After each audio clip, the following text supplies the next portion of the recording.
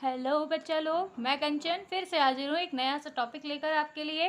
वो है चक्रवृद्धि ब्याज, कंपाउंड इंटरेस्ट। तो आपका स्वागत है हमारे YouTube channel lots of study पर।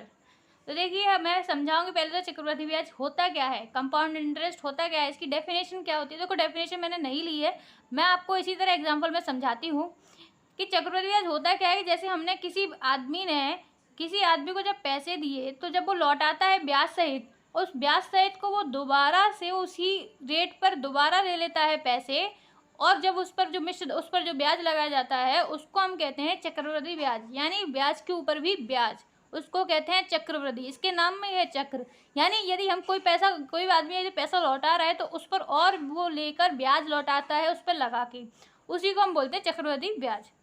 देखिए, इसके कुछ पार्ट होते हैं, जैसे कि पहला है मूलधन, समय, दर, जो कि ब्याज, साधारण ब्याज में भी यही हमारे पार्ट थे, ये यूज होंगे हमारे।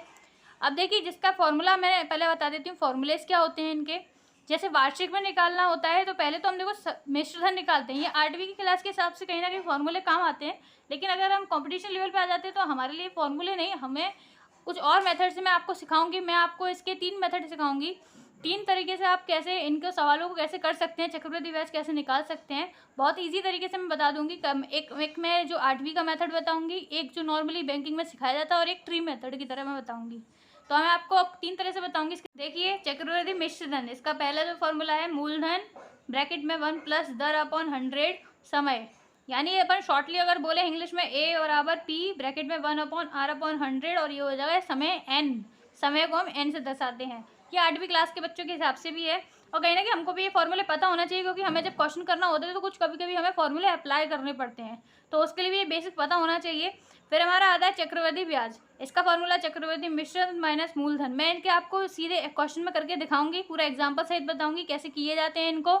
देखिए, जैसे छमाही, तिमाही, इनके भी फॉर्मूले मैंने सारे लिख रखे हैं, जिससे आप इनको लिख लें एक तरफ, जिससे क्या आगे जब काम आएगा तो आप उनको लेके लिख सकते हैं और उनका सॉल्व कर सकते हैं, क्वेश्चन जैसा भी होगा। देखिए, मैं पहला क्वेश्चन लेती हूँ। इसका पहला क्वेश्चन है 10,000 रुपये का 2% वार्षिक दर से 2 वर्ष का चक्रवृद्धि ब्याज ज्ञात करो। तो पहले मैं आपको इसका 8वीं क्लास के हिसाब से बता देती हूँ कि क्या तरीके से करते हैं। देखिए, पहले तो हम लिख लेते हैं, नोट कर लेते हैं हमें क्या दिया है। पी यानी मूलधन कितना दे रखा है हमको, 10,000। फिर हमको दिया है रेट कितनी दे रखी, 2%। फिर आया टी, समय कितना दे रखा हमको, 2 वर्ष, यानी एन। इसको एन भी लिख सकते हैं, टी भी लिख सकते हैं, दोनों है, बट मोस्टली हम एन यूज़ करते हैं, तो एन वर्ष। अब देखिए, इसको फॉर्मूले के हिसाब से कैसे करेंगे। तो मुझे चक्रवृद्धि ब्याज निकालना है, तो पहले मुझे मिश्रधन निकालना पड़ेगा, चक्रवृद्धि मिश्रधन। तो उसका फॉर्मूला अप्लाई करूंगी मैं। चक्रवृद्धि मिश्रधन बराबर, यहाँ आएगा हमारा ए, यह हमारा क्या आएगा, पी 1 प्लस आर अपॉन 100 एन। अब देखिए, पी क्या है हमारा 10,000, 1 प्लस आर कितना है 2/100, और एन हमारा कितना है 2। फिर हम इसको और खोलेंगे। देखिए, हमने इसका किया 10,000, इसका हम एलसीएम लेंगे, कितना हो जाएगा 100। जब एलसीएम लिया तो इधर आएगा 100 प्लस 2, 10,000, इसको जोड़ेंगे हो जाएगा 102। अब देखिए कितना हो जाएगा, इसको 2 बार खोलेंगे तो हम 102, और इसको देखो 2 जीरो से 2 जीरो, 2 जीरो से 2 जीरो। अब ये कितना आएगा, तो इसका आंसर आएगा हमारा, इसका आंसर कितना आएगा, गुणा करेंगे 102 गुणा 102, तो आ जाएगा 10404। ये आया था इसको गुणा करने पर। क्या निकल आया, अभी हमारा मिश्रधन निकला है। अब हमें क्या निकालना है, चक्रवृद्धि ब्याज निकालना है। चक्रवृद्धि ब्याज का फॉर्मूला मैंने क्या बताया था आपको, कि जब मिश्रधन में से हम मूलधन माइनस कर देंगे तो चक्रवृद्धि ब्याज आ जाएगा। मैं वो निकालती हूँ, यानी कि सी आई बराबर क्या था, मिश्रधन माइनस मूलधन। तो मिश्रधन कितना है हमारा 10404, और हमारा मूलधन है 10,000। अब हम माइनस कर देंगे, और माइनस करेंगे तो सिंपली कितना आ जाएगा 404 रुपये। देखा कितना इजी था। ये 8th क्लास के हिसाब से, लेकिन यही मैं बैंकिंग हिसाब से बोलूँ तो बैंकिंग हिसाब से कैसे करेंगे हम इसको, तो बैंकिंग हिसाब का कुछ इस तरह। तो देखिए अभी तक हमने 8वीं क्लास का देख लिया। अब हमारा ये मेथड कैसा होता है, तो चक्रवृद्धि निकालने के लिए हमारा देखिए जैसे हमें कभी 2 साल का दिया कि 2 साल का चक्रवृद्धि ब्याज निकालिए, तो 2 साल का हम कैसे निकालेंगे। 2 साल का निकालने के लिए मेथड होता है ट्री, जो मेथड होता है मोस्ट, उसको हम बोलते हैं, यहाँ हम करते हैं पहले 1 2, यानी पहले हम 2 साल का 1 2 यहाँ कर लेते हैं, फिर एक और हम यहाँ पे यूज़ करते हैं। अब मैं कैसा क्यों लिख रही हूँ ऐसा मैं आपको आगे बताऊँगी इसके लिए।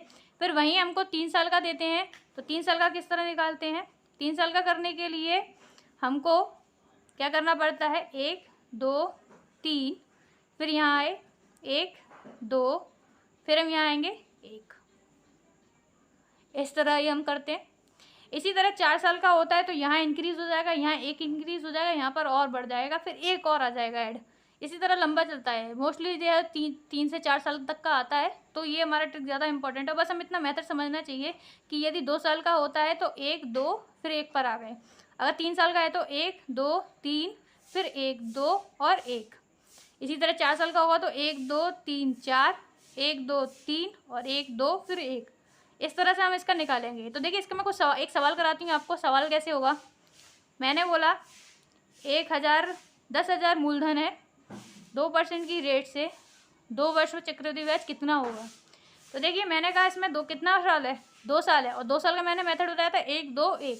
तो पहले मुझे क्या करना पड़ेगा, जो 2% है उसका पहले 10,000 से 2% निकालना पड़ेगा। 10,000 का 2% कितना होता है, तो होता है 200। अब मैंने 1 तो कर लिया, अब मेरे दूसरे की बारी है, तो दूसरा क्या करेगा, फिर जाएगा 1,000 पे, फिर निकालेगा तो कितना हो जाएगा, फिर से 200 हो जाएगा। लेकिन ये इससे तो कर लिया दूसरी बार में, दूसरी बार में जब देखेगा तो उसको नीचे भी कुछ मिलेगा, तो जाहिर सी बात है इससे भी परसेंटेज निकालेगा, और इससे भी परसेंटेज निकालने का मतलब है तो कितना हो जाएगा, 4 हो जाएगा। टोटल कितना हो जाएगा, 404। देखा आपने, डायरेक्टली आंसर आ गया हमारा। कोई इतनी मेथड करने की। 8वीं क्लास का जो मेथड है वो लॉन्ग होता है, क्योंकि उनको तो स्टेप का नंबर मिलता है, बट हमारे लिए टाइम नहीं होता बैंकिंग में, कितना हमको टाइम देना होता है। इसी तरह तीसरा जो मेथड है वो भी एग्जैक्ट ऐसा है, बस उसको लिखने का तरीका थोड़ा सा चेंज हो जाता है, उसको ईजी कर देते हैं थोड़ा सा लिखने में। तो देखिए वैसे बेस्ट मेथड मुझे यही लगता है। अब उसका भी मेथड सेम है, यही होता है 1 2 फिर 1, बस उसको लिखने का तरीका कुछ इधर से 1, जैसे कि उसमें जब 2 साल का होता है तो कैसे होता है 1 2 1, फिर उनको ऐड कर देते हैं। तो उनका लिखने का तरीका, अब मैं इसको एग्जाम्पल में बता देती हूँ आपको, एग्जाम्पल में कैसे करते हैं। तो देखिए एग्जाम्पल में जैसे मैंने बोला 10,000 मूलधन है, 2% से 2 वर्ष में किस तरह निकालेंगे। तो मैंने कहा कितना है, 2% है। अब 2% का आप 10,000 से निकालिए तो कितना आता है, 200। अब फिर से रिपीट कर दीजिए, क्यों, क्योंकि जब भी तुम इसका मूलधन से परसेंटेज निकालोगे तो एज इट इज सेम आएगा, जो पहले आया था वही सेम आएगा। तो फिर से मैंने लिख दिया इसको 200। लेकिन अब ये 200 जो है इससे तो दूसरी बार में निकालेगा ही, जाहिर सी बात है इससे भी निकालेगा, वो सामने रखा था उसके। तो इससे जब निकालेगा 2% तो कितना निकलेगा, 4 आएगा। अब आप इसको ऐड कर दीजिए तो आ जाएगा 404। वही मेथड है, बस लिखने का तरीका चेंज हो जाता है। तो मैंने आपको सिखाया 3 मेथड। एक होता है जो बहुत ही मेन बेसिक होता है, जो हम सीखते हैं 8वीं क्लास में बच्चे जो सीखते हैं। अब वो मेथड हम यूज़ नहीं करते क्योंकि हमारे पास उतना टाइम नहीं होता एग्जाम में, कितना हमें जल्दी सॉल्व करना होता है, वो हमारा मेन मेथड होता है उसमें।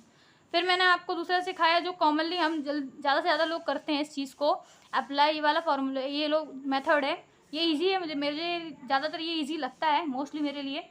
बट आपको जो अच्छा लगे इसमें से मेथड आप उसमें से ले सकते हैं। बाकी एक मेथड ये होता है, और एक मैंने ट्री मेथड बताया जो एज इट इज़ सेम है, बट लिखने का तरीका जस्ट सेम अलग हो जाता है थोड़ा सा, यहाँ से 1 2 और यहाँ 1, मेरे लिखने का तरीका थोड़ा ऊपर से हो जाता है।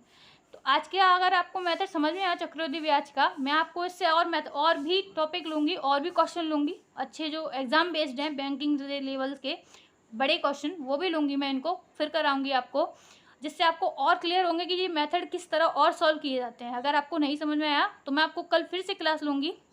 तो अगर आपको आज का मेथड समझ में आया हो तो मैं इससे रिलेटेड और भी सवाल कराऊंगी, जिससे रिलेटेड लास्ट ईयर जो एग्ज़ाम में आए हुए हैं, एसएससी रेलवे बैंकिंग में जो आए हुए क्वेश्चन है वो भी कराऊंगी, जिससे आपको और इजी लगे क्वेश्चंस। तो ऐसे जुड़े रहिए मेरे चैनल से। अच्छा लगे तो सब्सक्राइब करें, लाइक करें, ज़्यादा से ज़्यादा शेयर करें दोस्तों के साथ, जिससे वह भी मेथड समझें, और कमेंट करें अगर आपको कोई प्रॉब्लम लगती है। तो आज के लिए धन्यवाद।